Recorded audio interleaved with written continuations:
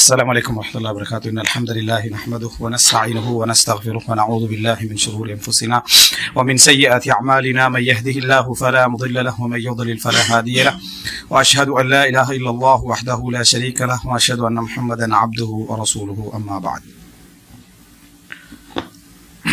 அன்புள்ள சகோதரர்களே சகோதரிகளே தாய்மார்களே, இஸ்லாம் கூறும் குடும்பவியல் என்கின்ற இந்த தொடரிலே நாம் இப்பொழுது அதாவது அஜ்னபி மஹரமுடைய சட்டங்களை பற்றி நாம் பார்த்து கொண்டிருக்கிறோம்.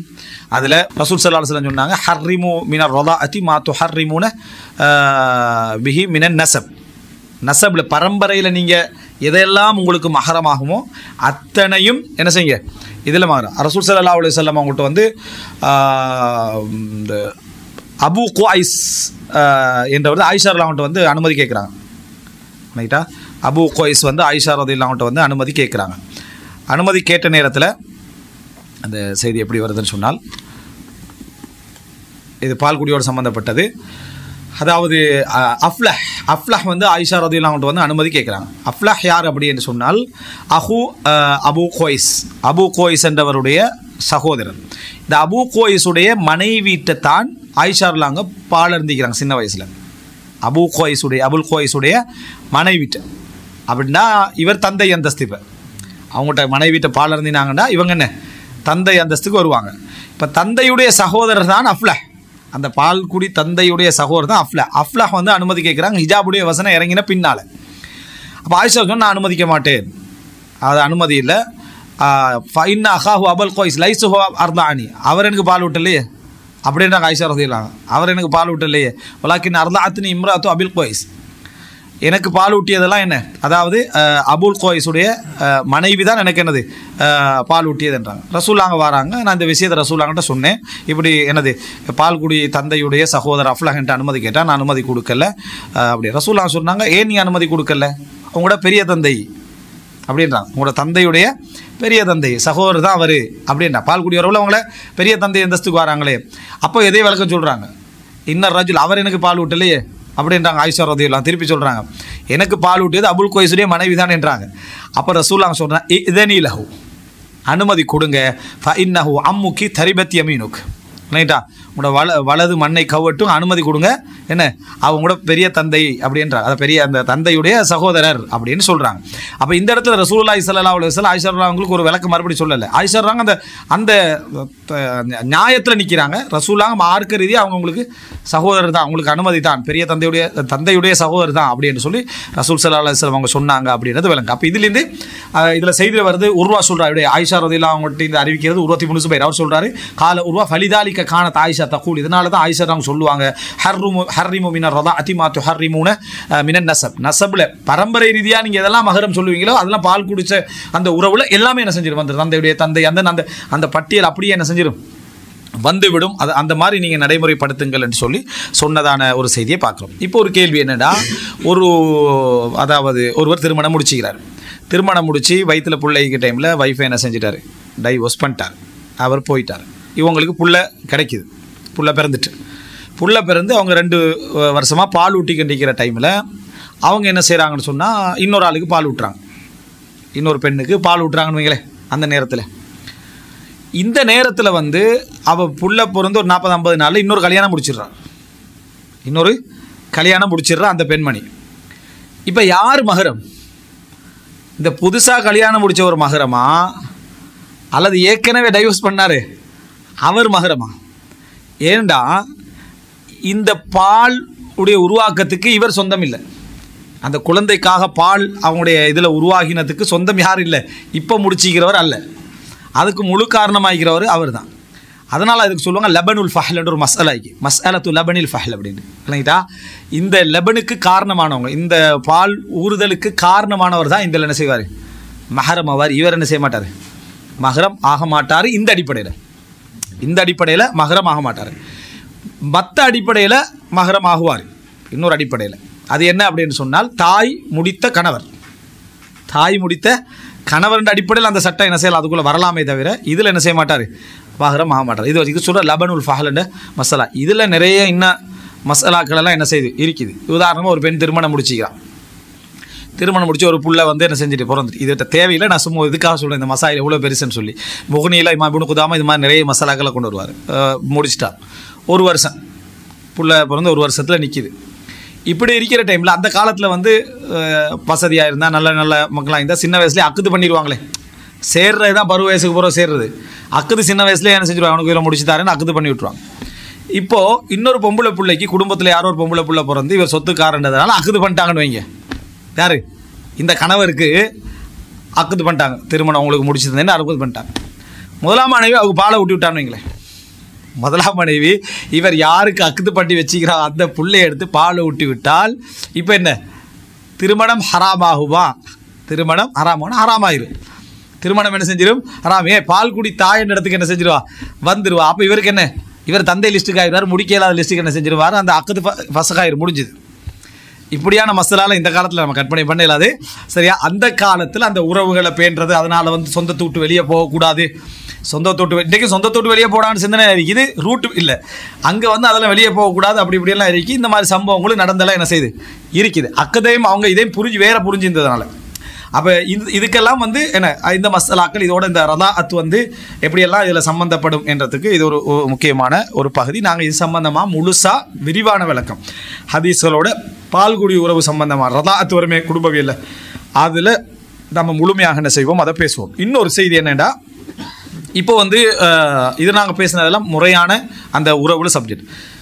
விபச்சாரம் சம்பந்தப்பட்ட செய்தின்னு வைங்களேன். விபச்சாரத்தில் வந்து ஒரு ஒரு ஒரு புள்ள வந்து பிறந்துட்டு இவங்களுடைய அஜ்னபி மஹரமியத் சம்பந்தமாக இப்போ என்ன, இவர்களுடைய என்னது அஜ்னபியத் மஹரமியத் சம்பந்தமாக நம்ம அதை என்ன செய்யணும், நம்ம தெரிந்திருக்கணும். எப்படின்னு சொன்னால் இதில் பாருங்கள், புகாரி முஸ்லீமில் வரக்கூடிய இந்த செய்தி, அதாவது மக்கா வெற்றி நேரத்தில் இந்த சம்பவம் நடக்குது. சாத் இப்னு அபி வக்காஸுக்கு உத்பத் இப்னு அபி வக்காஸ்னு ஒரு சகோதரர் இருக்கிறார். சாத் இப்னு அபி வக்காஸுக்கு உத்பத் இப்னு அபி வக்காஸ். நம்ம பேச ஆசைப்படுகின்ற தலைப்புகளில் பிரபல்யமான நபித்தோழர்களின் சகோதரர்கள் அப்படின்னு ஒரு வச்சுக்கிறோம். உதாரணமாக உமர் இப்னுல் ஹத்தாபுக்கு ஸைத் இப்னுல் ஹத்தாப், ஹாலித் இப்னு வலீதுக்கு வலீத் இப்னுல் வலீத். ரசூலா துவா கேட்குறான், அல்லாஹ் மன்ஜில் வலீத் இப்னுல் வலீத். அவர் ஹாலித் இப்னு வலீதுக்கு முன்னால் இஸ்லாத்துக்கு வந்தவர், விளங்கிட்டா? இப்படி சில நபித்தோழர்கள் இருக்கிறாங்க. நமக்கு அது பிரபலியம்னா அவங்களோட சகோதரர்கள் வந்து அதுக்கு முன்னாலெல்லாம் இஸ்லாத்துக்கு என்ன செஞ்சிருப்பாங்க, வந்திருப்பாங்க. அப்படி நிறைய நபித்தோழர்கள் இருக்கிறாங்க. அந்த மாதிரி நபித்தோழர்களில் இவர் உத்பத் இப்னு அபி வக்காஸ். ஆனால் இவர் இஸ்லாத்துக்கு வரல. இவர் ஒரே ஒரு ஆள் தான் வந்து இஸ்லாத்தில் வந்தால் சேர்த்திக்கிறாங்க. ஆனால் அப்பில் உஹது யுத்தத்தில் வந்து ரசூல் ஸல்லல்லாஹு அலைஹி வஸல்லம் அவருடைய பல் உடைந்ததுக்கு பின்னால் இவரும் காரணி என்றெல்லாம் வரலாற்றில் என்ன செய்து இருக்குது. இந்த உத்பத் இப்னு அபி வக்காஸில் அவர் இஸ்லாத்துக்கு வரவில்லை என்பதுதான் மிக சரியான நிலைப்பாடு. இந்த மாதிரியான சகோதர இதுகள் வந்து கிட்டத்தட்ட ஒரு 100-200க்கு மேலே என்ன செய்யலாம். இந்த நபித்தோழர்களோட அது இப்படி ஒரு சகோதரர் இருந்திருக்கிறாரு அப்படின்ட்டு தெளிவாக புகாரி முஸ்லீமில் வரும். புகாரி முஸ்லீமில் வரக்கூடிய நிறைய செய்திகள் என்ன செய்து இருக்குது. இந்த உத்பத் பின் அபி வக்காஸ் இவர் என்ன செய்கிறாரு, இப்போ ஜாஹிலியா காலம் தானே, ஜாஹிலியா கால நேரத்தில் வந்து ஜம்ஆண்டு ஒத்தரிக்கிறார். ஜம்ஆண்டு ஒத்தரிக்கிறார். யார் ஜம்மா? சௌதா ரதியல்லாஹு அன்ஹாவுடைய வாப்பா. சரியா? சௌதா ரதியல்லாஹு அன்ஹாவுடைய வாப்பா ஜம்மா. இந்த ஜம்மா வந்து இஸ்லாத்தை கடுமையாக எதிர்த்தவர்களில் இந்த ஜம்ஆ ஒருவர், விளங்கிட்டா? இந்த அதாவது ஜம்மாவை பற்றி சில பலகீனமான சில ஹதீஸ்களும் என்ன செய்து வந்திருக்கு, சில சஹீஹான ஹதீஸ்களும் வந்திருக்கு கண்டித்த மாதிரி. இந்த சௌதா ரதியல்லாஹு அன்ஹு அவர்களுடைய தந்தையான ஜம்ஆ வந்து ஜம்ஆவுக்கு ஒரு வலீதா, ஒரு அடிமை பெண்ணிக்கிறான். அன்றைக்கெல்லாம் ஜாஹிலியா காலத்தானே, இப்போ இந்த தவறான உறவு முறைகள் அப்படி இப்படியெல்லாம் கொஞ்சம் இருந்திருக்கு. அதில் இந்த உத்பத் பின் அபி வக்காஸும் இந்த ஜம்ஆவுடைய அடிமை பெண்ணும் ஒரு விபச்சார உறவில் இருந்து ஒரு புள்ள பிறந்துருது.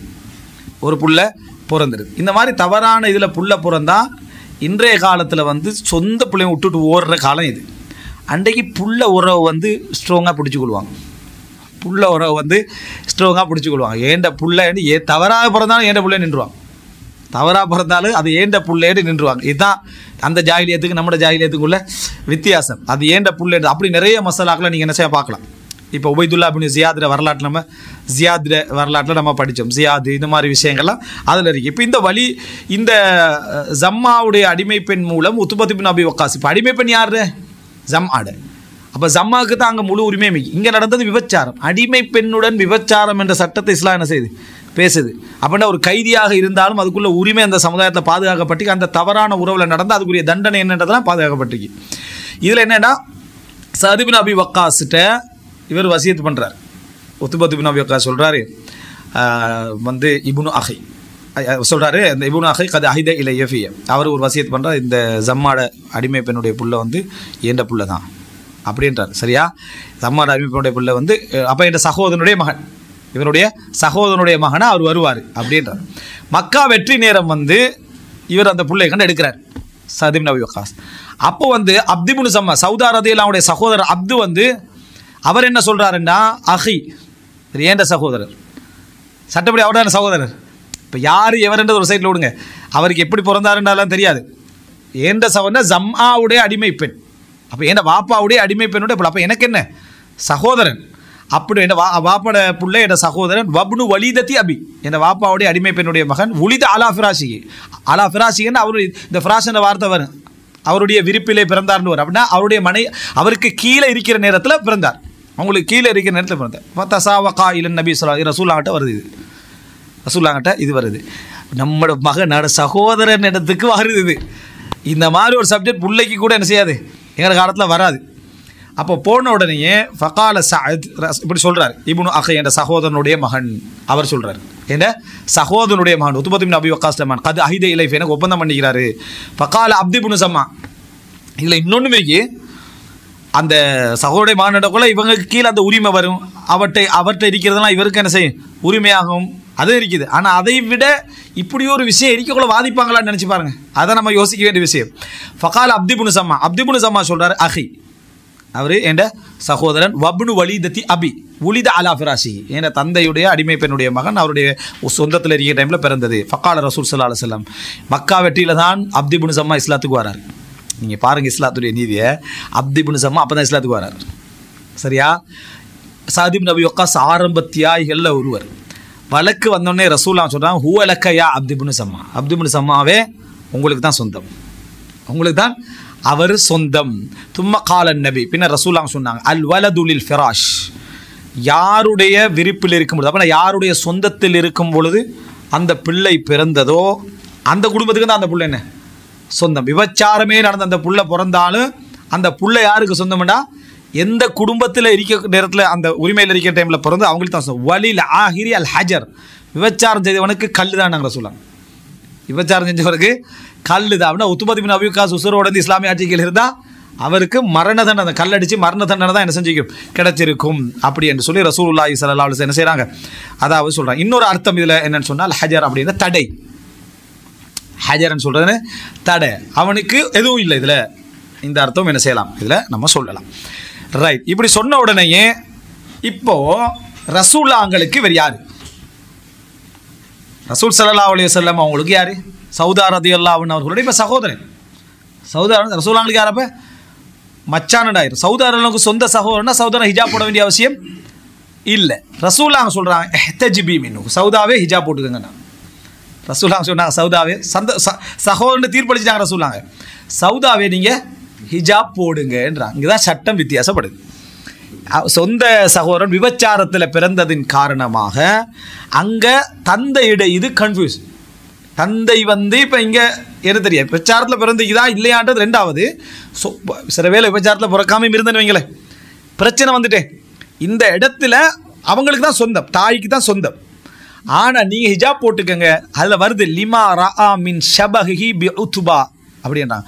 உத்துபாவுடைய தோற்றத்தை ரசூலுல்லாஹ் அவரில் கண்டார்ன்றாங்க. அந்த சகோதரனில் உத்துபாட தோற்றத்தை கண்டார். இந்த இடத்துல உத்துபாட பிள்ளையா இல்லையான்னு ரசூலுல்லாஹ் தீர்மானிக்கல. இதில் இது உத்துபாட பிள்ளையா இல்லையான்னு ரசூலுல்லாஹ் தீர்ப்பு சொல்லலை. நீ இப்போ பேசுகிற இஷ்டம் இல்லையே விளங்குது என்ன, நீங்கள் பேசுகிற இஷ்டம் இல்லை, இது விபச்சாரத்தில் பிறந்தாரு. நீங்கள் ஒருவேளை இது உத்துபாட பிள்ளையாக இருந்தால் தவறான உறவு, தவறான உறவோடு ஈடுபட்டுக்கணும் பிள்ளை என்ன செய்யலாம், கொடுக்க முடியாது. அது தாய் தான், தாய் கருத்து முறைப்பாடு இல்லை, தாய்க்கு புள்ள போயிடணும். எனவே சொந்தம் வந்து அவருக்கு தான், யாரோட உரிமையில் இருந்தோ அவங்களுக்கு தான் சொந்தமாகும். இவருக்கு அது சொந்தம் இல்லை. கன்ஃபார்மாக நீ விபச்சாரத்தில் ஈடுபட்டிருந்தாலும் சரி, இல்லைன்னு இருந்தாலும் உனக்கு சொந்தம் இல்லை, இதான் உனக்கு தடை தான் அப்படின்ட்டு ரசூலுல்லாஹ் அந்த தோற்றத்தையும் பார்த்து ரசூலுல்லாஹ் தீர்ப்பை வழங்கிட்டாங்க.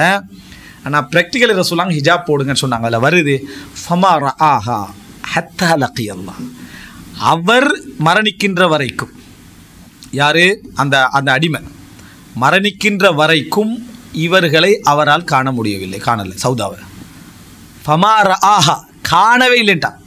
அப்படின்னா சகோதரர்லாம் எப்படி போயிடுதெல்லாம் எழுதிப்பா சொந்த சகோன்னு தீர்ப்பு வழங்கப்பட்டுண்டா அட்லீஸ்ட் கொஞ்சம் பார்க்கணுமென்ற ஒரு எண்ணமாக இருக்குமே.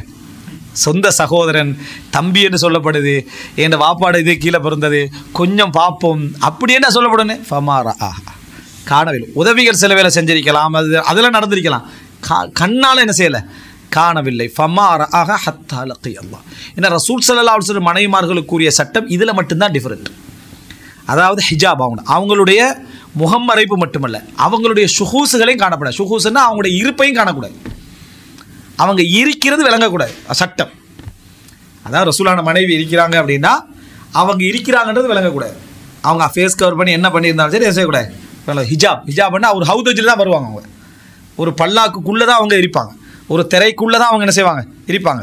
இல்லைன்னா அந்த என்னது இந்த யார் ஆயிஷா ரதியுல்லாஹு அன்ஹா வந்து அந்த இறங்கி போராடிப்பாங்களே, அவங்க ஹவுதஜுக்குள்ளே தான் இருந்தாங்க. சஃபியா ரதியுல்லாஹு அவங்க ரசூலாங்களை எடுத்த உடனே அடிமை பெண் தானே, அடிமை பெண்ணாக மனைவியாண்டு கருத்து முரண்பாடு சஹாபாக்களுக்கு. அப்போ அவங்க அடையாளமாக வச்சிருந்தது ஹிஜாபை தான்.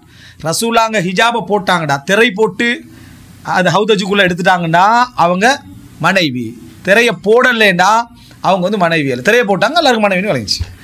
அப்போ அதான் ஹிஜாப்ன்ற அந்த சப்ஜெக்ட். ஹிஜாபுடைய சொல் வந்து ஆழமான அர்த்தங்கள் அதில் இருக்குது. எனவே தான் ரசூலான மனைவியாக டிஃப்ரெண்ட் ஆகிற இடம் இதுதான். மற்ற எல்லாரையும் விட்டு டிஃப்ரெண்ட்டாக கவர் பண்ணுறது மட்டுமல்ல அவங்க விளங்க. இப்போ சவுதாரிலாம் போகிறாங்க, எங்கே அதாவது மலைஜலம் கழிப்பதற்காக போகிறாங்க.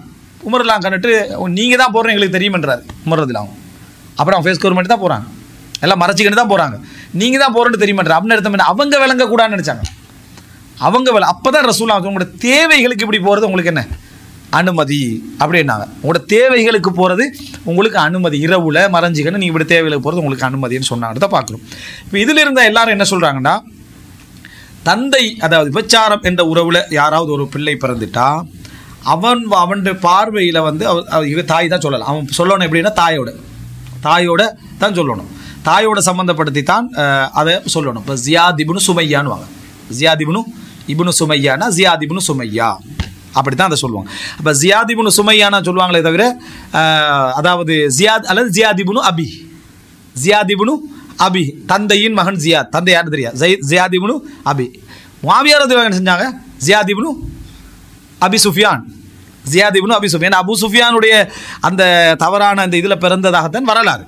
அதனால முஆவியா ரலியல்லாஹு அன்ஹு அந்த உறவு முறையை இப்படி எடுத்துக்கொண்டாங்க அப்படின்னு வருது. அது முஆவியாலாம் ஒரு விமர்சனம் வந்தாலும் நம்ம என்ன செஞ்சோம் பார்த்தோம். இப்போ இந்த இடத்துல திரை போடுங்கன்றான். அப்போ இதில் இருந்து ஒரு விபச்சாரத்தில் ஒரு பிறந்த புள்ள வந்து கன்ஃபார்மாக இவர் தான் தந்தை என்றிருந்தாலும் அங்கே வந்து அவருடைய சகோதரர்களுக்கு யாரும் இவங்க என்ன செய்ய மாட்டாங்க, மஹரம் அஜ்னபி பேணையில். இவங்க தாய் வழி மட்டும்தான், தந்தை வழியான லிங்க் டிஸ்கனெக்டட் தெரிஞ்சாலும் சரி. அதில் அவங்களுடைய மகள் வந்து என்ன செய்யக்கூடாது, இவர் என் தம்பி என்று என்ன ஹிஜாப் பேணாம வைக்கிறது, அது வந்து அவருடைய ஒழுக்க கேட்டதுக்கு காரணம் அல்ல.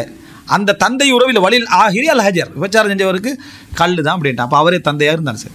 இதில் அப்போ தந்தை தெரியாது, தந்தை இல்லை என்று அவர் தந்தையாக மாட்டார் அப்படி என்று சொன்னாலும் எங்களுக்கு கன்ஃபார்மாக தெரிஞ்ச உறவு ரீதியாக அவர் தானே தந்தை. அவர் வந்து அப்போ மகள் இல்லைன்னு ஆகிறதுக்காக திருமணம் முடிக்கலான்னு அர்த்தம் இல்லை. இல்லைட்டா, மகள் ஹிஜாப் போடணும், நல்லா புரிஞ்சுக்கணும். தந்தை என்று சொல்லப்படுறவருக்கு என்ன செய்யணும், மகள் ஹிஜாப் போடணும், பழக இயலாது. அவங்க அஜ்னபி மஹரம் என்ன செய்யணும், பேணணும். ஆனால் அவர் தந்தை, ஆனால் அவர் தந்தை என்று கன்ஃபார்மான அவர் தந்தை தான். ஆனால் எல்லா விதத்திலும் அவர் அஜ்னபி தான். பிறப்பால் லிங்கால் அவர் தந்தையாக இருந்தால் எல்லா விதத்திலும் அவர் அஜ்னபி. சொத்து கித்து எல்லா விஷயத்துலையும் என்ன அஜ்னபி. இங்கிருந்து அங்கே போகாது, அங்கிருந்தவர் டிஸ்கனெக்ட். எப்படிப்பட்ட ஒரு வழியில் ஆகிரி அல் ஹஜர் விபச்சாரம் செஞ்சவனுக்கு தடை தான் எல்லாம் தடை. நீ வந்து பிறப்பால் ஒரு தந்தை அப்படின்றது மட்டும் என்ன செய்யலாம், இருக்கலாமே தவிர திருமணம் முடிக்கிற ஹராம் என்றதுக்காக நீ மட்டும் இதை இருக்கலாமே தவிர சில அறிஞர்கள் அதுலேயும் கருத்து முரண்பாடுபட்டாங்க. ஷாஃபி மதுஹபில் வந்து மகளே இல்லைன்ட்டாங்க, இவர் தந்தையும் இல்லை இவர் மகளும் இல்லை, திருமண உறவு கூட கூட மாட்டாங்க. அதை திருமணம் முடிக்கிறதுக்காக சொல்லலை, திருமணம் முடிக்கலாம்ன்றதுக்காக சொல்லலை. அது நீ அதாவது பிள்ளையும் இல்லை நீ தந்தையும் இல்லை என்ற லெவலுக்கு அந்த ஹதீஸை நிறைய கொண்டு போனாங்க. அது பிழையான நிலைப்பாடு. இமாம் இப்னு தைமியா போன்ற நிறைய அறிஞர்கள் வந்து என்ன அது வந்து பிழையான ஒரு நிலைப்பாடு. மற்ற மதுஹப் ஹனபி மதுஹப், மாலிக் மதுஹப், அதே போல் ஹம்பலி மதுஹபினர்களும் என்னது அது வந்து என்ன அதாவது என்ன இந்த சட்டத்துக்குள்ளே கொண்டு வந்து சேர்த்திக்கிறாங்க. என்ன தந்தை என்ற உறவு நிலைக்கும் மற்றபடி எந்த உறவும் என்ன செய்யக்கூடாது, கொண்டாடுறதுக்கு எல்லாம் அவங்க ஹிஜாப் பேணணும் என்ற சட்டத்துக்குள்ளே கொண்டு வந்திக்கிறத பார்க்குறோம். இதுதான் அந்த இப்னு ஜினா அதாவது விபச்சாரத்தில் இப்படி பிறந்தால் இந்த மாதிரி நடக்குது. இது தொழுகையோட எல்லாம் சம்மந்தப்படுத்துவாங்க. இமாமத்து செய்யலாமா, காதி அழிக்கலாமா, அதெல்லாம் சம்மந்தப்படுத்தும். அது அவரை கேவலப்படுத்துறதுக்காக இல்லை, மக்கள்கிட்ட அங்கீகாரம் இல்லாதனால. தொழுவிச்சா இவன் பின்னால் உள்ளவனுக்கு வசுவாசாக்குமே, சரியா, பின்னால் உள்ளவனுக்கு எப்படி பின்னால் தொழுகிறது விட்டு அப்படி இப்படி ஒரு இதனால் தொழுவிக்கலாமா அந்த இதெல்லாம். ஆனால் மிக சிறப்பான சட்டம் என்னென்னா, அவர் சரியான முறையில் வாழ்ந்த ஒரு சாலிஹானவர்ன்றதை மற்றவங்களை விட அவர் நிரூபிக்கிறது கடமைப்பட்டுக்கிறார். அது உண்டு. அது நான் என்ன செய்யணும்லாம் கேட்கக்கூடாது. அது ஒரு நடப்பு வந்து நீ வந்து அதை நிரூபிக்க கடமை. அந்த மாதிரி நீ நிரூபிச்சிட்டேன்டா அது பெரிய சில இட்டு கட்டப்பட்ட அதிசலைக்கு விபச்சாரத்தில் பிறந்தவனுக்கு 7 பரம்பரை வரைக்கும் அந்த பாதிப்பு இருக்க வேண்டல. அதெல்லாம் இட்டு கட்டப்பட்ட என்ன பொய்யான செய்திகள். இது ஒரு பகுதி. இறுதியாக இந்த அஜ்னபி மஹரமி பேன்ற விஷயத்தை பொறுத்த வரைக்கும் நமது குடும்பங்களில் நம்ம எடுத்து பார்த்தோம்னு சொன்னால் முழுமையாக பேணாத குடும்பங்களும் உண்டு. முழுமையாக பேணாத குடும்பங்களும் உண்டு. எல்லாம் அக்கா தானே, தங்கச்சி தானே, தாத்தா தானே, பெரியம்மா தானே, சாட்சி தானே என்ற மெத்தடில் சம்மந்தம் இல்லாதவங்களுக்கெல்லாம் சொல்கிறோம். முழுமையாக பேணாதவங்க உண்டு. ஒரு அளவில் பேணி ஒரு அளவில் பேணாதவங்களும் உண்டு. மனைவிக்கு மட்டும் பேணுற சட்டம் போட்டு கணவன் பேணாத குடும்பமும் உண்டு. இல்லைட்டா? அது நான் பிரச்சனை, நான் ஏதோ அல்ஹம்துலில்லா பயான்களுக்கு போகிற வரதுனால ஒரு அளவில் இதாக இருந்துட்டு நீ என்ன செய்யப்படான்னு அவங்களா ஒரு நியாயத்தை ஏற்படுத்தி கொண்டிருக்கக்கூடியவங்களும் உண்டு. இன்னொரு பகுதி என்னன்னு சொன்னால், அஜ்னபி மஹ்ரமி கூடாது அப்படின்றதுக்காக சில சட்டங்கள் இஸ்லாம் எங்களுக்கு ஒரு முருகனத்தை தந்திக்கு, ஒரு நெகிழ்வு தன்மையை தந்திருக்கு. அதையும் போட்டு இறுக்கி பிடிச்சிக்கிறது சம்பந்தம் இல்லாமல் இருக்கிற ஒரு லெவலில் உள்ளதும் இருக்குது. இதெல்லாம் நம்ம பார்த்து தெரிஞ்சுக்கிறது. உதாரணமாக நீங்கள் பார்க்கலாம்னா, இந்த அஜ்னபி மஹ்ரமி சட்டங்களில் பெரும்பாலும் மாமி மகள், சாச்சா மகள், பெரியப்பா மகள், பெரியம்மா மகள் எல்லாரையும் என்ன தாத்தா தங்கச்சி அண்ணன் அதாவது தங்கை என்ற அடிப்படையில் தான் நம்ம பழகிறோம். சிலருக்கு அது ஆச்சரியம். என்னடா மாமிட மகளை வந்து எப்படி கூடாதுன்னு சொல்ல, மாமட மகள் அதில் ஒரு வித்தியாசம் உண்டு. தந்தையுடைய சகோதரிய மகளுக்கு ஒரு பவரும் தாயுடைய சகோதரி சகோதர மகளுக்கு ஒரு பவரும் இருக்குது. இது அது எப்படி என்று சொல்கிறேன்னா, தங்கச்சியாகவே பார்த்து பழகிட்டேன் அப்படின்னு. தங்கச்சியாகவே நீ பார்த்து பழகிட்டு சொத்தை கொடுத்துட வேண்டியதானே, விளங்கிட்டா? தங்கச்சியாகவே பார்த்து பழகிட்டேன், அதனால் என்ற சொத்தில் தங்கச்சிக்கு எவ்வளோ பங்கு கொடுப்பனோ அந்த பங்கெல்லாம் நான் என்ன செய்வேன், நான் கொடுத்துருவேன் அப்படின்னு சொல்லி அவனை பார்த்து பழகினவனுக்கு சொத்தில் வருது இல்லை? அது அவ்வளோ பார்த்து பழகின நீ சொத்தில் பங்கு கொடு. உன்னோட தங்கச்சியை கல்யாணம் செஞ்சு வைக்கிற மாதிரி அவளுக்கு திருமணம் செஞ்சு வை.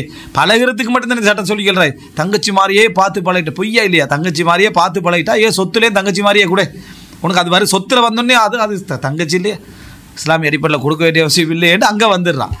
அப்போது உனக்கு அந்த பார்த்து பழகிட்டேன்னு உன நாக்கில் சைத்தான் பேசுறது. பார்த்து அப்படி பழகிட்டேன் அப்படி. இது மட்டுமில்லை, அதாவது சாதாரணமான இந்த யூனிவர்சிட்டியில் அங்கேங்களை படிச்சுட்டு என் தங்கச்சி மாதிரியே நான் பார்த்து பழகிட்டேன் அங்கேயும் சொல்கிறானு.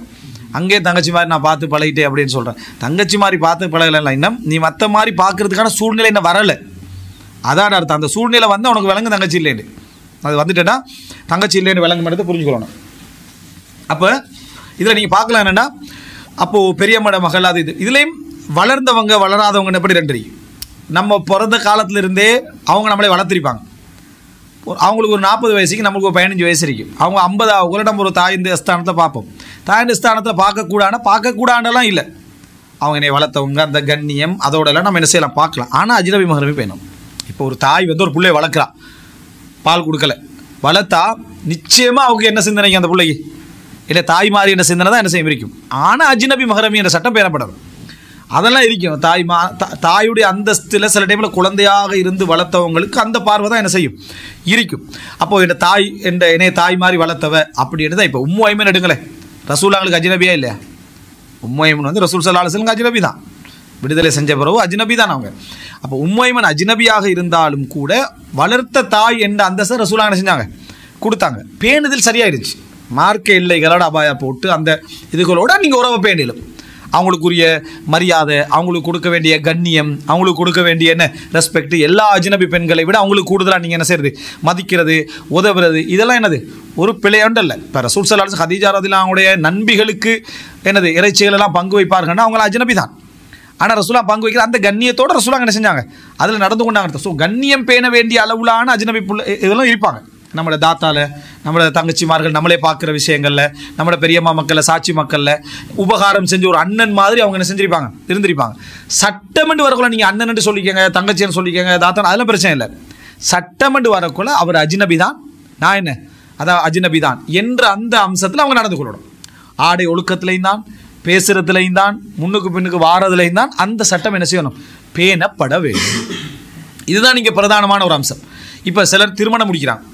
திருமணம் முடித்தா அந்த பிள்ளையோட தங்கச்சி வந்து சின்ன குழந்தையாக இருந்தீங்க, இவர் தான் வளர்த்திருப்பார், இவர் தான் வாழ வச்சிருப்பார், இவர் தான் படிப்பிச்சுப்பார், இவர் தான் அவர் உருவாக்கி எடுத்து திருமணம் முடிச்சு வைக்கிற அளவுக்கு இருந்திருப்பார். அப்போ அந்த புள்ள வந்து மைனியாக இருந்தால் கூட என்ன தந்தையுடைய அந்தஸ்தில் என்ன செய்வாங்க, பார்ப்பாங்க, என்னை வளர்த்தவர் என்னன்னு பார்ப்பாங்க. ஆனால் என்றைக்காக இருந்தாலும் சரி உனக்கு அஜ்னபி என்றதை நீ மறக்கக்கூடாது. அப்போ அவங்க அபாயா பேணும் ஒழுக்கம் பேணும்னு எனக்கு வாப்ப மாதிரி, அதனால் நான் வந்து சாதாரணமாகவே பழகுவேன் அப்படி இப்படி இதெல்லாம் சொல்லக்கூடாது. அஜ்னபி தான், மஹரமி தான். இந்த சட்டத்திலேயே சில வேளை ஒரு மஹரமியை விட்டு, இது வந்து உபகாரத்துக்கு சொல்லப்படலை, மஹரமியோட ஒரு அஜ்னபி நல்லா கவனிச்சிருப்பார், நல்ல முறையில் என்ன செஞ்சுப்பார், உறவுகளை பேணிப்பார், மஹரமி பேணாமல் இருப்பார். ஆனால் ஒழுக்கம் என்றதுக்கு மஹரம் தான், ஒழுக்கம் என்றதுக்கு மஹரம். அப்போ மஹரம்கள்லையும் கெட்டவங்க இருக்கிறாங்க தானே, விதிவிலக்கு இல்லைங்களா? விதிவிலக்கு கொண்டு வந்து பொதுமைப்படுத்தி என்ன செய்யக்கூடாது. இப்போ மஹரம்களே சில கெட்டவங்க இருப்பாங்க, பிள்ளைகள் கெட்டு போகிறதுக்கு காரணமான மஹரம்கள் என்ன செய்கிறாங்க, இருக்கிறாங்க. அப்போ அவங்கள நம்ம என்ன செய்யணும், அது அவன் வந்து என்னது அந்த மஹ்ரூம், அவனுடைய இன்சானியத், அவனுடைய மனிதாபிமானம் விட்டு போயிட்டா, அவனுடைய தபியத் மாறிட்டு அவனை ஒதுக்கி வைக்கணும். அவனை என்ன செய்யணும், நம்ம ஒதுக்கி வைக்கணும். அப்போ மஹரமை ஒதுக்குற அவன்கிட்ட கூட நம்ம ஹிஜாபோட பேணிக்கொள்ள வேண்டிய நடைமுறையில் என்ன செய்யும். அப்படி சில தந்தைமார்கள் வந்துடலாம், ஒரு சகோதரன் வந்துடலாம், யாரோ ஒரு சாச்சா பெரியப்பா அப்படி வந்துடலாம், அவன் கெட்டு போனதான ஃபித்ரத் மாறினதால் அவனை நம்ம என்ன செஞ்சிடணும், ஒதுக்கிறோம். மஹரமோட சட்டத்துக்குள்ள அவனை எடுக்கல, இன்னும் சொல்ல போனால் அஜ்னபியோட தூரமாக அவனை என்ன செய்யணும், நம்ம வைக்கணும். அது விதிவிலக்காக நடந்தான். ஆனால் விதிவிலக்குகளை கொண்டு வந்து பொதுமைப்படுத்தி சொல்லக்கூடாது. இயற்கையான உணர்வு அப்படி இல்லை, இயற்கையான உணர்வு அப்படி இல்லை. இப்போ வீடுகளில் இது சர்வசாதாரணமாக இந்த மாதிரி படிக்க டியூஷனுக்கு கூட்டிகிட்டு போகிறது, ஸ்கூலுக்கு கூட்டிகிட்டு போகிறதெல்லாம் இவர் தான். யார், இந்த அஜ்னபி தான் என்ன செய்யுது, கூட்டிகிட்டு போகிறது. இதெல்லாம் மார்க்க ரீதியாக என்ன பிழையான ஒரு இடத்துக்குள்ள வரும்னு விளங்கணும். அதே போல் வீட்டுக்குள்ளே வார போகிறதுகள், திருமணம் முடிச்சு ஒரு அந்நியமான ஒரு கணவன் வந்திருப்பார், நான் வந்து தங்க இப்படியா பார்த்துட்டேன் அப்படியா பார்த்துட்டேன்னு அந்த கணவனுக்கு மார்க்கம் இல்லாட்டி அவன் விட்டுருவான். ஓகே தம்பி இது மாதிரி தான் அப்படி தான் பார்க்குறேன். ஆனால் ஒரு நாள் ஃபித்னா வாகிச்சேன்டா எல்லாம் என்ன செஞ்சிடும், தலைகீழாக வந்து முடியும். இவனுக்கு ஒரு ஈர்ப்போ ஏதோ ஒன்று, அந்த இயற்கை தபியத் ஃபித்ரத் அது ஈர்ப்பு இருக்கிறது, அஜ்னபியோட ஒரு ஈர்ப்பு இருக்கிறது ஃபித்ரத் ஒரு நாள் என்ன செஞ்சிடும், வெளிப்பட்டுட்டு என்று சொன்னால் அதனுடைய நல்ல வாழ்க்கையை என்ன செஞ்சிடும், பாதித்திரும். அப்போ அதனால் வார்த்தையில் அண்ணன் தங்கை தாத்தா அப்படின்னு கூப்பிட்டு கல்றதுல மார்க்க ரீதியாக பிழை இல்லை. ஆனால் உண்மையிலே அண்ணன் தங்கை இல்லைன்றதை நீங்களே நிரூபிப்பீங்க. இதில் சொத்து சுகம் கொடுக்கறதுல வழக்கேடு வார இடங்களில் வந்து நிரூபிப்பீங்க. அப்போ அப்படி இருக்கிற டைமில் இந்த சப்ஜெக்ட் என்ன செய்யக்கூடாது, சொல்லக்கூடாது. அதே நேரம் நன்றி கூறத்தக்க அஜ்னபிகளாக இருந்தால், ஒரு தாத்தாவாக, ஒரு அண்ணனாக, ஒரு தந்தையாக, ஒரு தந்தையுடைய ஸ்தானத்தில், ஒரு மச்சான் இருந்து கூட தந்தையுடைய ஸ்தானத்தில் அப்படியெல்லாம் இருந்தால் அந்த கண்ணியத்தை பேணி நீங்கள் என்ன செய்யணும், அவங்களுக்குரிய அந்த உபகாரம் செஞ்சாங்களே அந்த உபகாரம் செஞ்சதை பேணி நீங்கள் இந்த விஷயத்தில் என்ன செய்யணும், நடந்து கொள்ள வேண்டும். இது சீரழிஞ்சு போகக்கூடிய இடங்கள் எங்கேண்டா, இந்த அதை வீட்டுக்குள்ளே நம்ம அதுக்குரிய சிஸ்டம் இல்லாமல் வாழக்கூடிய கூட்டு குடும்பமாக இருந்தால், அல்லது திருமண நிகழ்வுகளாக இருந்தால், ஃபங்க்ஷன்களாக இருந்தால், விளங்கிட்டா, இந்த மாதிரியான இடங்கள்ல எல்லாம் வந்து என்னது, அந்த இது என்ன செய்யும், பாதிக்கும். அந்த சப்ஜெக்ட் என்ன செய்யும், பாதிக்கும். எப்படி பாதிக்கும்னா, உதாரணமாக திருமண நிகழ்வில் பாருங்கள் பார்ப்போம். அந்த ஃபித்னா சைத்தான் ஜுனூது இப்லீஸ் அஜ்மாயின் மாதிரி எல்லாம் வந்து இறங்கி திருமண நிகழ்வு அத்தனை பார்த்தா தாத்தா தங்கச்சிகள் தான் நாங்களாம் ஃபங்க்ஷன் கொண்டாடணும், முந்தின நாள் அதுக்கு முந்தின நாள் வைக்கிறதே அந்த இப்லீஸ் வேலைக்காண்டி தான். எல்லாம் கூத்தாடி கொண்டாடி கறி பூசி அது பூசி முட்டை அடித்து என்ன இருக்கிற எல்லா சைத்தானியத்தையும் செஞ்சிடறது என்ன, எல்லாம் தங்கச்சி தாத்தாவுக்குள்ளே தான். அப்படின்னா விஷயம் தெரியாதவராக என்ன செய்வார், அது வந்து என்னது இந்த மஹரம் சப்ஜெக்டுகள் தெரியாதவர் என்ன செய்வார், ஓ அப்போ தாத்தா தங்கச்சிக்குள்ளே தானே, அப்போ ஓகே தான், தாத்தா தங்கச்சிக்குள்ளேண்டா அது ஓகே. தாத்தா தங்கச்சி நான் யாரை சொல்கிறான்னு முதலா கேளு, விளங்கிட்டா. உம்மா மாறின்னு சொல்லி அடுத்து விட்டு உமாவும் சொல்கிறான், விளங்கிட்டா.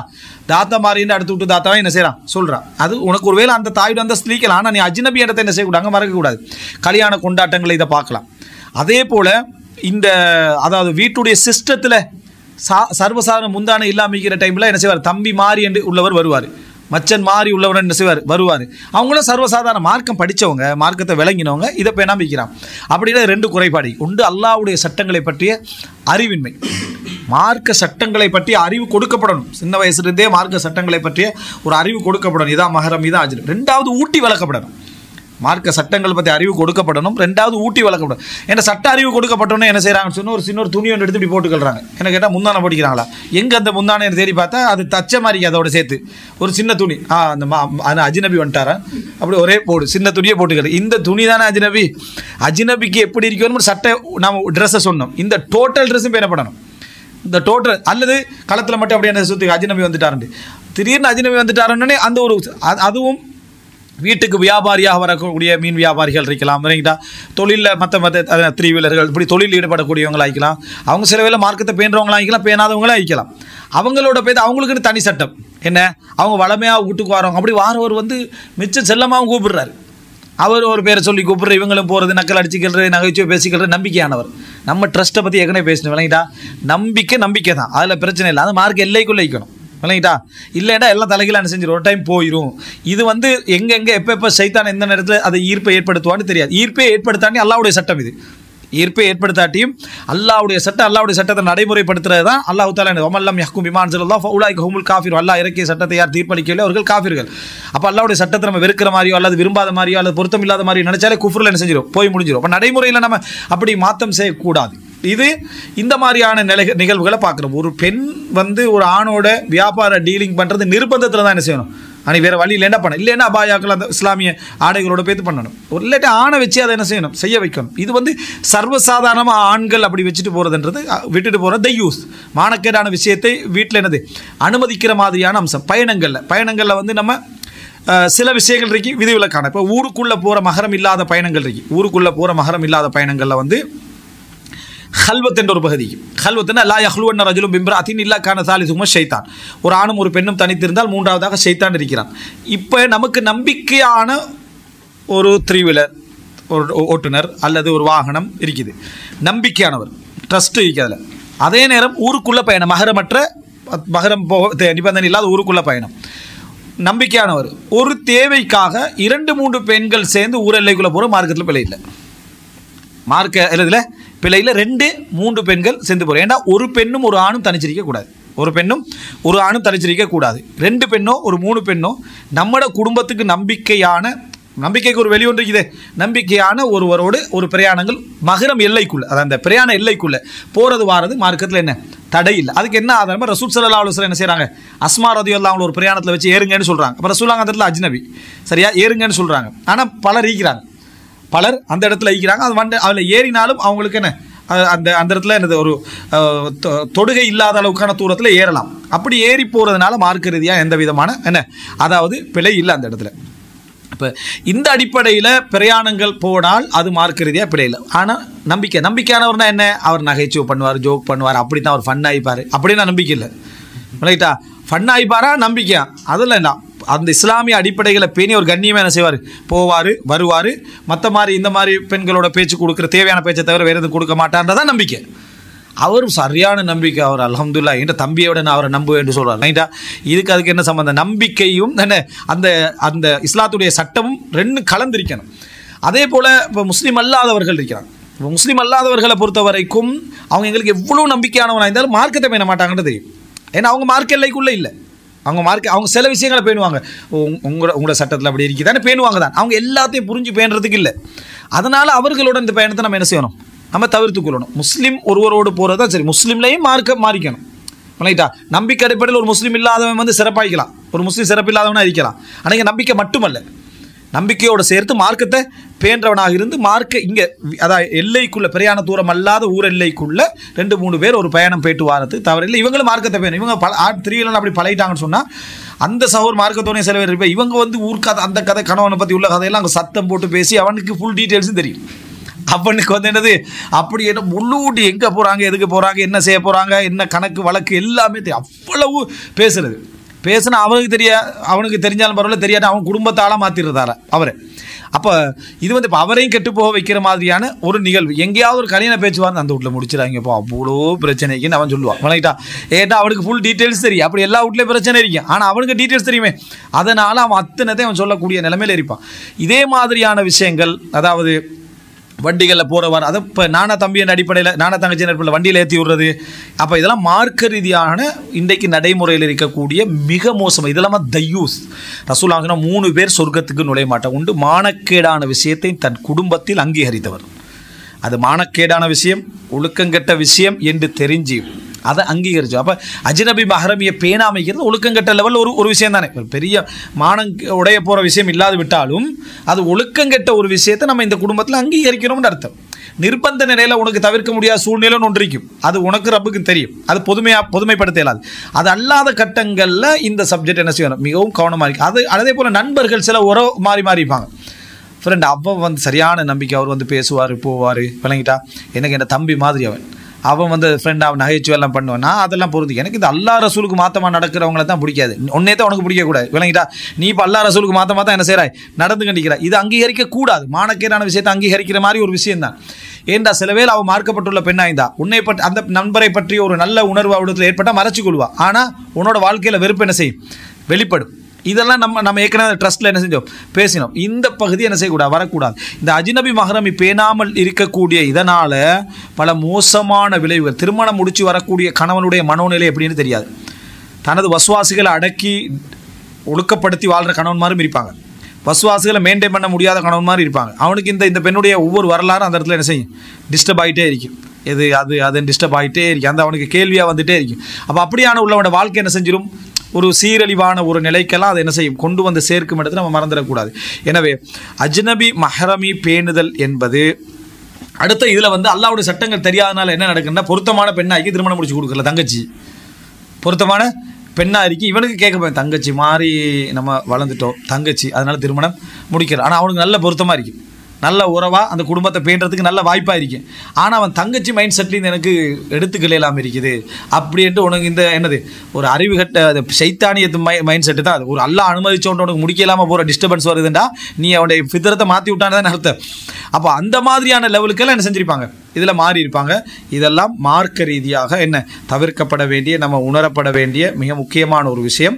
இவைகளுடைய நடக்கக்கூடிய ஒழுக்கக்கேடுகள் குடும்ப வாழ்க்கையை பாதிக்கும், இன்னும் நம்பிக்கையை பாதிக்கும், சொத்து ரீதியான அதாவது அந்த விஷயங்களை கூட பாதிக்கக்கூடிய இடங்களுக்கு வந்து சேரும். அதே போல் இந்த கலப்பு அப்படி என்பது அல்லாஹ்விடத்தில் மிகவும் கோபத்துக்குரிய, அல்லாஹு தாலா ரோசமான வரக்கூடிய அந்த இதில் வந்து மோதக்கூடிய ஒரு செயல்பாடுகளில் உண்டு. இவைகளை நம்ம தெரிஞ்சு படித்து சிறப்பான முறையில் பேணக்கூடியவர்களாகவும், இந்த அஜ்னபிகளில் யாரெல்லாம் ஒரு அந்தஸ்து அடைஞ்சிருப்பாங்களோ, தாத்தமார்கள், அண்ணன்மார்கள், தந்தைமார்கள் போல நம்மளே பார்த்துருப்பாங்களோ, அவங்களுக்குரிய கண்ணியத்தை நம்ம வேறு வகையில் கொடுக்கலாம். அவங்க வந்து ஹிஜாப் எல்லாம் பேணிக்கொண்டு அந்த கண்ணியத்தை என்ன செய்யலாம், கொடுக்கலாம். அந்த மாதிரி நம்ம இதை பேணினோம் என்று சொன்னால் இந்த விஷயம் என்ன செய்ய சரியா. இறுதியாக நம்ம சொன்ன இந்த ஆண் அதை சொல்லணுமே, இந்த சட்டமெல்லாம் பெண்களுக்கு போட்டுரு, நீங்கள் அதை பேசக்கூடாது, அங்கே பெண்களுக்கு போடுற பாதுகாப்பு தான் ஒரு ஆணுடைய ரோசத்தை அதை எடுக்கும், அதெல்லாம் ஓகே. அந்த பெண்களை அதெல்லாம் சரணடைஞ்சிருப்பாங்க.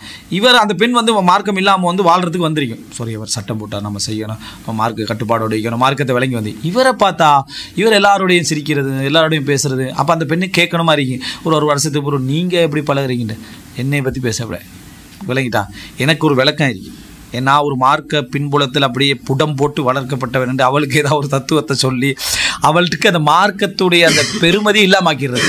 என்ன இவர் வேணுமென்று அவருக்கு ஒரு சட்டத்தை சொல்கிறேன், நான் மார்க்கம் என்று தானே பின்பற்றினேன் அப்படி. அது என்ற சூழ்நிலை எனக்கு அல்ஹம்துலில்லாஹ் அல்லாஹ் தாலா இதெல்லாம் மனசில் அப்படி கிளியராக வச்சுக்கிறேன். எல்லாம் அப்படி பண்ணு, உனக்கு ஏற்ற மாதிரி சட்டம் இறக்கல, இதில் சட்டம் பொதுவான சட்டம் இப்படி சொல்லி பேசுகிறது. நீ என்ன சொல்லணும், உன்னால் முடியாது, நீ சொல்கிற மாதிரி தான் நானும் செய்யணும். பெரியோர் பிழை.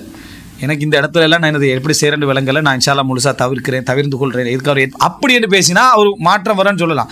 இவர் வந்து இவரை என்ன செஞ்சிடுறது, தூய்மைப்படுத்திடுறது. ஒய்ஃபோ ஏதாவது ஒரு கல்யாணம், அந்த கல்யாணத்துக்கு நீ போகக்கூடாது, அத்தனை கூத்தாட்டமும் அதில் இருக்குது, அத்தனை கும்மானம் இருக்குது. அப்படிப்பட்ட ஒரு இடத்துல ரோசம் கட்டவனா நான் வாழ விரும்பலேன்னு குர்ஆன் ஹதீஸ்ல சொல்லி அந்த மனைவி வந்து போகிறதில்லை. இவர் ஒரு கூட்டாளி விட்டு கல்யாணம் வந்துடும், சரியா, ஃப்ரெண்ட் வந்து நீ கட்டாயம் வரணுண்டா அப்படின்னு சொல்லிடுறது. அது இதை விட என்னது சைத்தானியத்தான் இருக்கும். இப்போ இந்த வைஃப்ட்ட பேசின இஸ்லாமிக்கு தானே அது இடிக்கும். அதனால் வைஃப்ட்ட சொல்கிறது முக்கியமான ஒரு பிரயாணம், ஒரு ஃப்ரெண்ட்ஸ் மாதிரி ஒரு கெதரிங், சரியா, இந்த போய்ட்டு வரேன் அப்படின்னு சொல்லி போயிடுறது. அப்படி போனது அப்படியே செய்தி வந்துருந்தானே, ஃபோட்டோலேயே அதுலேயே ஒரு செய்தி மெசேஜ் ஒன்று இங்கே வந்துடும் வைஃபுக்கு. இப்போ ஒரு வீட்டுக்கு வரது, கெதரிங் முடிஞ்சுது, ஃபங்க்ஷன் முடிஞ்சது, வீட்டுக்கு வந்தால் அந்த வைஃப் வந்து அந்த இவன் நீ என்ன மார்க்கத்தை படித்து கொடுத்தாயோ அந்த மார்க்கத்தை வச்சு தான் கேள்வி கேட்பான். எங்கே போய்ட்டு வாரீங்க அப்படின்னு சொல்லி, அதான் சொல்லிட்டு போந்தானே ஃபங்க்ஷன் அப்படின்ட்டு இவர் அசால்ட்டாக ஐப்பார். நிறைய சம்பவங்கள் நடந்துருக்கு. கேட்டு அப்படியே இருந்தப்பறம் இல்லை உண்மையாக சொல்லுங்கள், எந்த ஃபங்க்ஷன் போகணும், ஃபங்க்ஷன்னா ஃபங்க்ஷன் அந்த ஆண்களோட ஃபங்க்ஷனை பற்றியெல்லாம் உன்னோட வழங்கப்படுத்த வேண்டிய அவசியம் ஒன்றும் இல்லை அப்படின்றது. இல்லை நீங்கள் இந்த கல்யாணத்தை விட்டு போயிட்டு வான்னு சொல்லி இவள் சொன்னாலண்டு ஒரு விஷயத்தை சொல்லிடுறது. இவர் ஒன்றில் அதை ஏற்றுக்கொள்வார், அல்லது ஏற்றுக்கண்டாருண்டா மறுப்பார். ஏற்றுக்கண்டாரா என்ன செய்வார் தெரியுமா, இங்கே பாரு, நீனு நானும் உண்டல்ல, சட்டம் வித்தியாசம், நீனு நானும் உண்டல்ல, எனக்கு வியாபாரம் இன்றைக்கு, சமூக பிரச்சனைகள் இன்றைக்கு, நிர்பந்தங்களுக்கு நான் அது போகாட்டி சோறு போடுற யார், கொண்டு வந்து வைஃப்பில் சோத்தோட சம்மந்தப்படுத்தி விடுறது விளக்கிட்டா. அது சோறு போடுற யார்? நீ போட்டு எங்களை சோறு தண்ணி பிரச்சனையெல்லாம் வாரதில்லை விளங்கிட்டா. அது ஒன்றும் என்னது குடிமொழிய போகிறது இல்லை. இதுதான் பிரச்சனை. நான் இல்லை, எனக்கு இந்த ஃபங்க்ஷன் அது இதெல்லாம் போகணும் எந்த அவசியம் எனக்கு இல்லை. அல்ஹம்துலில்லாஹ் மார்க்க முறைன்னா அடுத்த செகண்ட் அடுத்த ரோடால் போகிற அளவுக்கு நான் என்ன ஒரு ஈமானோட ஈந்திருக்கிறேன். எனக்கு இதில் போனதுக்குரிய நிர்பந்தத்தை ஒவ்வொரு ஆணுக்கும் ஒவ்வொரு நிர்பந்தங்கள் இருக்குது. இது நான் போகலாட்டி எனக்கு இந்த பிஸ்னஸோட சம்மந்தப்பட்டு பச்சை பொய்களை புழுகி அந்த ஒய்ஃபுக்கு அந்த மார்க்கத்தில் பெருமதி இல்லாமல் போய் என்னடா இப்படி சமாளிக்கிறாரு இவர் அல்லா ரசூலுக்காக இருக்கிறேன்னு நினச்சாருண்டு அவருக்கு ஒரு உணர்வு வந்துரு. இப்போ என்ன நடக்கும்? அடுத்த முறை ஒரு சட்டம் போடுறாரு, நீ மச்சனோட பேசாதேன்னு. உனக்கு முன்கால நான் பேசாமிக்கிறேன், நான் வேறு டைமில் என்ன சரி. அவங்க இறைச்சம் உள்ளாதான் அந்த சட்டத்தை கட்டுப்பட்டு இருக்கணும். ஆனால் உன்னுடைய முன்மாதிரி அவளுக்கு ஒரு கெட்டதாக அமைகிற டைமில் அவங்களே என்னை தவறி போகிறது, நீனு தவறி போகிறதாக்கும். நீ ஒன்றில் பாவத்தை ஏற்றுக்கல, நான் இப்படி செஞ்சுட்டேன். மனைவியை நளினமானமாக நடந்து கொள்ளணும், நடுநிலையாக நடந்து கொள்ளணும். இந்த சம்பவம் நிறைய நடக்குது. ஆண்களுக்கு ஒரு சட்டம், பெண்களுக்கு ஒரு சட்டம் மாதிரி இந்த சம்பவங்கள் நிறைய நிறைய நிறைய நடக்கிறது நம்ம என்ன செய்கிறோம் பார்க்குறோம். அவங்களோட ஃப்ரெண்ட்ஷிப் எல்லாம் கட் பண்ணிடுறது, அவன் சரியில்லை இவன் சரியில்லைன்னு கட் பண்ணிடுறது. இவர்கிட்ட ஃப்ரெண்ட்ஷிப் எல்லாம் ஏற்றுக்கிறது, இந்த மாதிரி ஏதாவது நிர்பந்தத்தை சொல்லி கட் பண்ணு. அப்போ நீங்கள் வந்து உங்களோட ஃப்ரெண்டோட ஒய்ஃபோட பேசுகிறீங்களே அப்படின்ற ஒரு கேள்வி கேட்டால் என்னது, அது நான் ஃப்ரெண்டோட அனுமதியோடு தான் பேசுகிறேன், நான் உனக்கு அனுமதி தரல அப்படின்னு அனுமதியை அந்த ட்ரஸ்ட் செக்ஷனுக்குள்ளே இதை கொண்டு வந்து போடுறது. ஸோ இது எல்லாமே நம்ம வந்து சட்டத்தை உண்மையாக விரும்பலை, சட்டத்தை உண்மையாக செய்ய விரும்பலைன்றதுக்கான ஆதாரங்களில் உண்டு. எனவே இவைகள் எல்லாவற்றையும் சிந்திச்சு ஒரு நல்ல குடும்ப வாழ்க்கையை நோக்கிய பயணத்தில் இவைகளையும் நம்ம இதுவரைக்கும் தவறு விட்டுருந்தோம்னா திருத்திக்கண்டு நம்மளை மாற்ற முடியாத விஷயங்களில் கொஞ்சம் கொஞ்சமாக பாவத்தை ஏற்றுக்கண்டு அப்படியே, ஏன்னா இப்போ நம்ம சமூக சிஸ்டத்தில் அப்படி உள்ளுக்கு வந்துட்டோம். அதனால் சில விஷயங்கள் வெளியே வர கஷ்டமாக இருக்கும்.